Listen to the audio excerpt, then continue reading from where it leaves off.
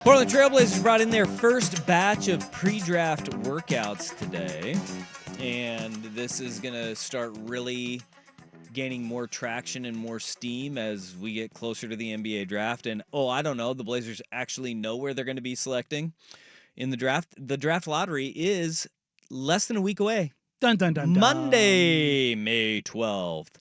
We will find out where the Blazers will be drafting. But today, the first batch came through, and those are usually not the guys that they're going to be selecting. So with all the changes in the NIL landscape and college sports, but in this instance, college basketball, even though the early entrants are down by 2/3, I think it was 106 or 107 total players in the totality, including the early entrants. You're seeing guys that they're starting this process sooner. The Trailblazers are actually not the first team to hold workouts. The Sacramento Kings held their first workout yesterday, and one of the guys that was there, Ruben Chinleu, who's one of the bigs from Florida, worked out in Sacramento yesterday before coming up here.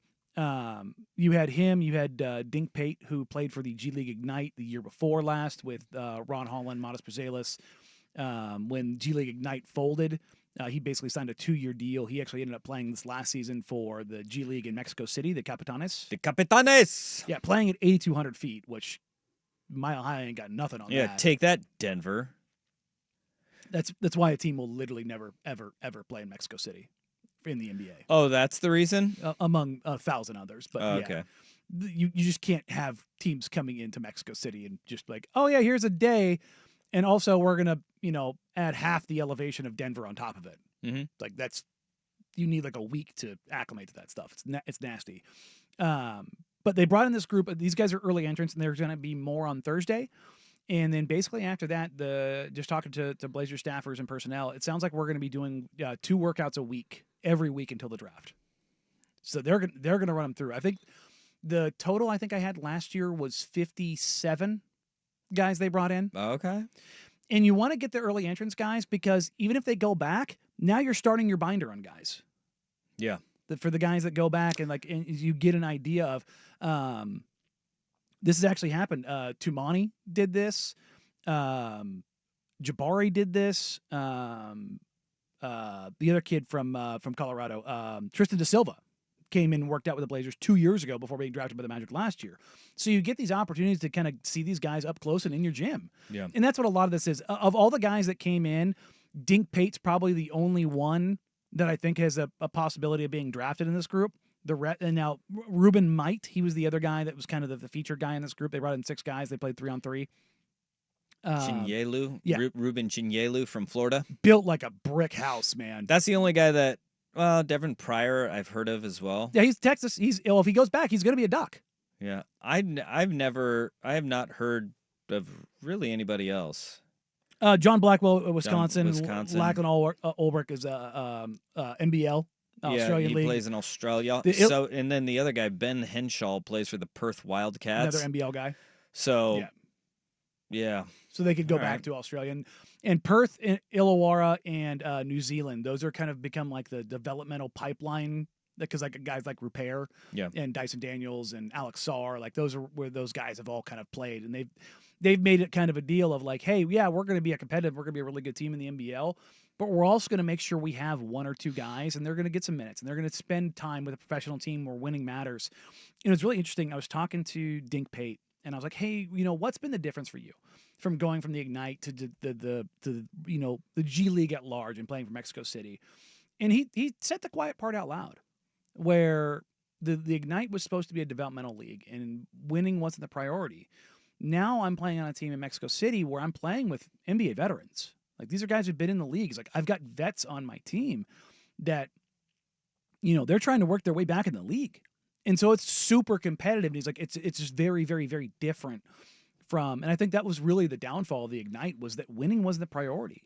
And when you're going to go out and you're going to get smoked every single night because you're 17, 18, 19 years old and you're playing against grown men. It turns into get me mine. And not just that, like you can't match up. Yeah. That's just the reality of it. So Pate's a guy that I think is a lot of people are looking at as a second round guy. 6'6", and he's every bit of it. He's a guard. And he's like, I want to show everybody I'm a point guard.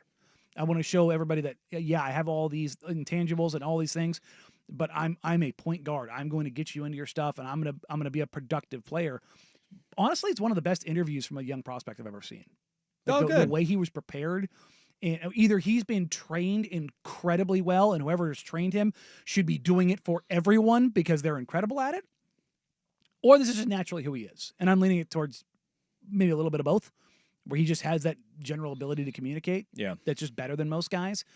But as we're ramping up, we are fully in draft season now.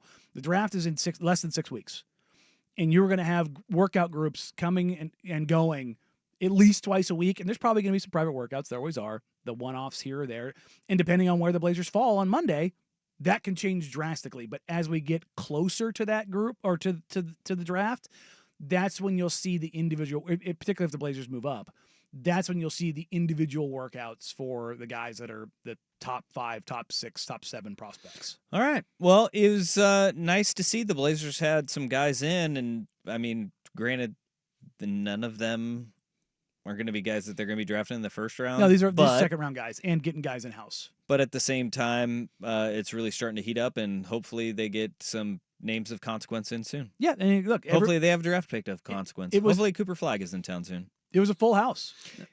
If they draft first overall, mm-hmm. if they win the lottery, is it going to be like they bring in Cooper Flagg and then they just bring in a bunch of second-round picks? Yeah. Yeah. Yeah. If they win the lottery, there's no questions. That's fun. There's none. I want that to happen. Only 3.7% chance, but I'm here for it. Hey. We like to see it. If it happens, I'll shave my head. If it happens, you have to grow out your hair. Oh, nobody wants that. Yeah. No. There's only a 3.7% chance that happens, Rust. Are you going to commit to the basketball gods right now that you will grow out your hair? How long are we talking here? From the lottery to the draft. Sure. That's not that long. Oh, it'll be long enough. No, you got a month? No, yeah. I'm saying we like, no. I'm not doing that to him. Oh yeah, come on. No, that month. I don't want to get divorced. He'll get through an awkward stage if he goes to the start of the season. If he goes a month, it's going to be the worst stage of all of it. So no, the start of the season. That way we get the full breadth and depth. That gives you like a full 5 months. No. Come on. No. Come on. I did it. You did it on your own. Yeah, well. With some push. And at the end of it, you were saying, "Why didn't you guys tell me about this?" The skunk, we tried to. Nobody told me about the skunk mark. I know about my bald spot. Yeah, no, I didn't. None of those. I just had that one super white strand. All right, there's a 3.7% chance that Jeff Rust will be growing out his head hair until the NBA draft. Maybe my back too. Ooh, braid it. I didn't want to know that was being cut, trimmed, shaved, waxed. It's not. I got a sweater going on over here. All right. There you go. It falls off your head and goes right down your shoulders to your back. Pretty much. All right, there you go. It all blends together.